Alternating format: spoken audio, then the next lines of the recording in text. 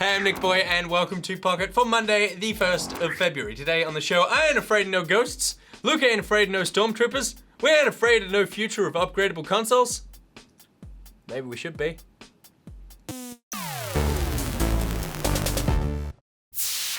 Alright, here's what's been making headlines. EA has accidentally given away Microsoft's closely held secret, how many Xbox Ones they've sold. During a financial call, EA's CFO Blake Jorgensen said that the combined install base of the Xbox One and PS4 has reached an estimated 55 million units. Well, Sony recently announced that the PS4 was closing in on 36 million consoles sold, which means that the Xbox One is sitting at around 19 million global sales. EA there, the Julian Assange of game publishers, except they get to go home whenever they want. New challengers are entering the ring across a couple of fighting games. Arriving this week on Super Smash Bros. For Wii U and 3DS are Bayonetta, the queen of crotch-based combat, and Fire Emblem's Corrin in both male and female varieties. And it looks like Halo's Arbiter is going to be joining the lineup in Season 3 of Killer Instinct. Congrats, Arby, or in your native Sangheili, Bob Bob! Speaking of Bob, Jonathan Blow is pretty happy with how The Witness is selling. On Twitter, Blow tweeted that it's hard to talk about numbers without breaking NDAs, but The Witness is on track to sell in a week more than Braid sold in its first year. He later confirmed he was talking about revenue, not copies sold. Braid has made $4 million since its release in 2008, and it looks like The Witness is on track to make those millions look like chump change. I'm joined now by TV's Bojo to discuss our last news story. Hi Nick. Hello. How are you? We just ended at hello. Oh. What? It's been reported that a new Ghostbusters game will be released on Xbox One and PS4 to accompany Paul Feig's upcoming film reboot of the franchise. Bajo, is this a good idea? Yes. Yes. No. Probably not. Okay, because there's already been 2 Ghostbusters games. There have, yes. There's been an Atari one, trash. Yes. It was trash and it was really hard. Yes. It was impossibly hard. They were all impossibly hard. Winning it was like random luck to find the right thing at the right time in the right moment, and I couldn't work out the game. I remember being a kid and trying to play it, and it's like, I don't know what to do, and I'm angry, and I have Ghostbusters. I've played some of it on an emulator. I don't know if that's legal to say, but I think it was the Stay Puft Marshmallow Man. Yeah. Was a huge sticking point in that game of just like insanely brutal. Yeah. But the other one was great. So 2009, I liked that one. Yeah. That was fun. It got mixed reviews, but it was kind of their third film, you know? They had all the voice actors back, and they had this great idea where they're like, okay, we're gonna get all the monsters that people know and bring them back in a really fan-servicey way by like, oh, they're all in their original location. So you get to go into the hotel and all these different places that you saw in the film and really enjoy them as a fan. Yeah, I liked that. I also liked the creepy faces of like Bill Murray and Janet. Like it was 2009, so graphics were good. But like it was still that weird, a bit uncanny. Yeah. Now I don't have too much of an opinion of the game just yet because it hasn't even been announced. It's just a rumor. But generally, movie to game tie-ins aren't the best quality games. Why do you think that is? Well, I think a lot of it is budget. You know, they don't have the budget of the big games, the big AAA blockbusters. Yeah, absolutely. And also, they're limited by the script and the assets and elements from the movie. Yeah. So quite often, if they try and emulate the movie script, their budget, their time for actually developing it is so small that they cut corners. Yeah, because the turnaround between the script and the film is shorter than generally like a game development. And sometimes months before shooting, you know, script is still being changed and characters can be cut out, and then the film gets edited and whole storylines can be pulled out. Yeah. So trying to make it's a Will Ferrell movie where he's just improvising the whole thing the whole time. Absolutely. I would love to play Will Ferrell I would enjoy that as well. That would be quite fantastic. I mean, the other problem as well is that and all games, I guess, have this, but there's the element of it exists because something else exists. It's not like someone went, well, I'm assuming, but it's not like someone goes, I have a great idea for a Ghostbusters game. It's like, oh, I have a great idea for something that'll make money because we've got this Ghostbusters movie coming out. And so other games can have that, obviously. Like Call of Duty is being made just because Call of Duty needs to be made. It's kind of like movie to game tie-ins have more stacked against them from the beginning. Yeah, absolutely. And you can just smell it, you know, when you're playing one, you know, okay, this is a cash-in movie. Totally. But they have been getting less and less over the years. There have been some good ones. Because there have been some good ones, but there's also been less in general. Oh, right, okay, I think that's because of that very reason. They're not making money. There's no room for B grade and C-grade games anymore. You need to be AAA and great, or something cool and different. That middle totally. zone has been squished out over the years due to like money and budget and sales and people's expectations and choice. Because there's so much choice for games now. So no one's going to play a tie-in, Jurassic Park game if it's not good. That's totally true. It's not going to make enough money. And also, the Lego games have kind of taken they're not necessarily tie-ins, but they are affiliated with existing property, and they make good versions of those games. So you don't necessarily need a Back to the Future game because you've got Lego stuff in Lego Dimensions and all that sort of stuff. You can still live that world through that game. Yeah, exactly. There are some good ones though, and it's usually when they've gone off track. When they've gone, we're going to do our own storyline, kind of like the Ghostbusters game. And like X-Men Origins Wolverine, which is one of my favorite kind of God of War-ish. That was such a good brawler game, and it's generally not the kind of game that I like, but I really dug that, and like I loved how his clothing would get ripped up as he got. So you'd see his ribs and stuff. Yeah, it was crazy. I mean, by clothing I do of course mean skin. Yes. Yeah. I also loved Spider-Man 2 on the PS2. Classic. They've done a couple of good Spider-Man ones where they get the web swinging right. It always bothers me though. It's just the web swinging. That's all you need to get right. Just got to get that right. But it always bothers me when I'm doing it into the sky and there's nothing there. There's no building. What am I doing this on birds? You're above all the buildings. Yeah, totally.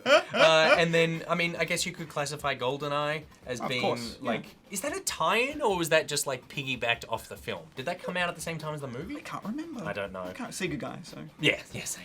Sega representing. But then obviously there's shit ones. You got your Street Fighter, the game, the movie? Okay, yeah. One movie, could the game? say Street Fighter, the movie, the game was shit. Yeah. But some could also say it was awesome. Oh, you loved it. You put it on this list because you love it. It's because I love it. Right, okay. Because it wasn't as good as Street Fighter because it was based off the awful movie, which is worth seeing because it's so awful. I think Kylie Minogue was in it, actually. She was? Yeah. But why the game was cool was it used mocap, which was quite new for the time, especially for console games. What did it come out? It came out, I think I was playing it on Mega Drive. Right, Pretty sure Mega Drive. And that was quite cool to see, Yeah, cool. And then obviously E.T. has probably been the most famous, awful movie tie-in game. Yeah, and if you don't know, E.T. was this game which came out on Atari, and I think it came out on some PCs as well. Yeah, I think so, Amiga or something, I can't quite remember. But it almost like destroyed video games in general because it was such a failure. They had to bury it. They literally had to bury it. Buried all the copies in landfill. And then the best thing it's done is that they made a documentary about digging it up, and they sold a bunch of copies. What the hell is going on in life? All right, well, the Ghostbusters game, apprehensive. Who knows if it even exists? Moving on now to Thing of the Day. Thing of the Day. Ender Hunter 1997 has become one with the Force as Luke Skywalker in Star Wars Battlefront as he mercilessly slaughtered 11 stormtroopers who were trapped in a tunnel, just like a true Jedi. Don't make me destroy you! Thing of the Day. And now it's talk through time where you suggest a topic and we talk through it. Bojo Focus. Oh, it's got to warm up the flash. Hey, just keep it holding. Hold it. Today's talk through comes in from Colin Grigson, who says, "Hey there, Nick Boy. I'd like to hear what you and your guest think about the idea of upgradable consoles. As consoles are always having to play catch up with PCs, you shouldn't shake it. You don't need to shake it. You can just leave it there. Shaking could actually damage it. Don't you think it's about time game consoles came with the option of upgrading? Bajo, do you think upgradable consoles are a good idea?" It has not worked before. And I don't think it will ever work. I mean, look at the Mega Drive, right? Yeah. It got this 32X thing, which was all the rage. It's like, oh, you can do all these 3D graphics. It had like 4 games. Probably had more than that, but I remember it having 4. It was super expensive. You'd like stick it on, and then they released the Sega CD, which kind of attached to it somehow, and there's a Saturn and all these weird things going on, and it just doesn't work because people don't want to spend more money on something, and then they're limited with the amount of games they can play. Part of the joy of the console is that it is something you can just plug into your TV and you know that every game you buy for it will 100% work. Yeah. Like, the game could suck, but it will play on your console. Yeah. It's designed for it. Yeah, exactly, because it's this closed system, they're designing to specifications, and that if it was random and different parts could be added on. In fact, I would argue that upgradable consoles do actually already exist. The Kinect is technically something that like upgraded the Xbox One. And that you go, people were like, oh, we'll start making games for the Kinect. But you can't 100% invest in making just a Kinect game because not everyone who owns an Xbox owns a Kinect. It fractures your player base. Exactly. You know, and when you fracture the player base, you make less money, less developers are going to be interested in developing for the new stuff because there's not enough people to buy the new stuff. Yeah. Yeah, having said that, if I could chuck in a bit more RAM or something into my console just to make it a little bit faster, I would do that on day one. Yeah. I'm not sure if I'm in the minority on that. I mean, you probably are. I would do exactly that because, I mean, it's kind of like a Steam machine, right? Where you go, the Steam machine is kind of like the home console, like PC console. And I was like, well, if I was going to buy a Steam machine, I would buy the most upgraded, beefed up version of that. Yeah. But not everyone is going to do that. And I think it creates too much chaos for games. Games are already so complicated, they don't need to be made more complicated by running on different specs. Also, developers would run into a lot of problems, because much like developing for a PC game, one of the reasons why PC games often come out a bit later and need so much patching is because everybody's got a different system. So if you're developing for 2 different versions or 3 different versions of a PS4, then you're going to run into those issues. Yeah. You can test hard for it, and test better than you can for PC, but still, it's much more work for the developer. Games get more expensive, and then we may pay the price of that with the quality of the experience. One of the advantages of consoles is you're getting obviously they're not as powerful as a PC, but you're getting quite a bit of power for not too much money. Oh, they're great value for money. Like if you look at the PS4, if you look at the Xbox One, these things you can put them side by side to a PC, and you go, yes, the PC has better shadows and better lighting and all that sort of thing. But you go, they don't look bad by any stretch of the amount. They look great, and so you are getting value for money. And part of the reason you're getting value for money is that Microsoft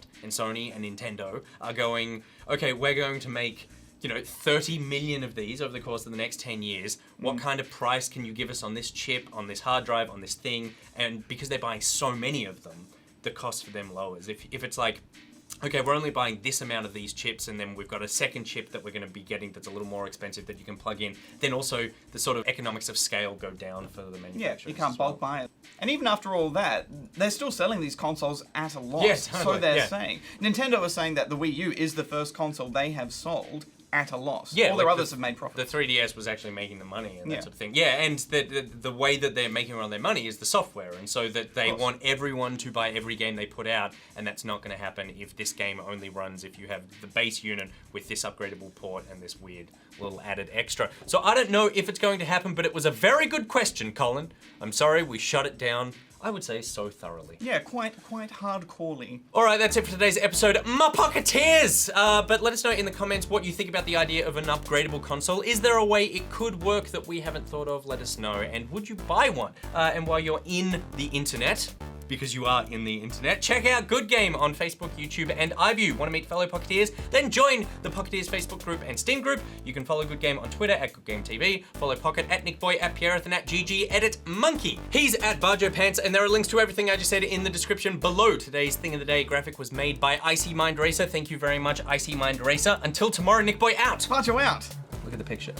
Look how much neck you have. I was about to say, I've got heaps of necks.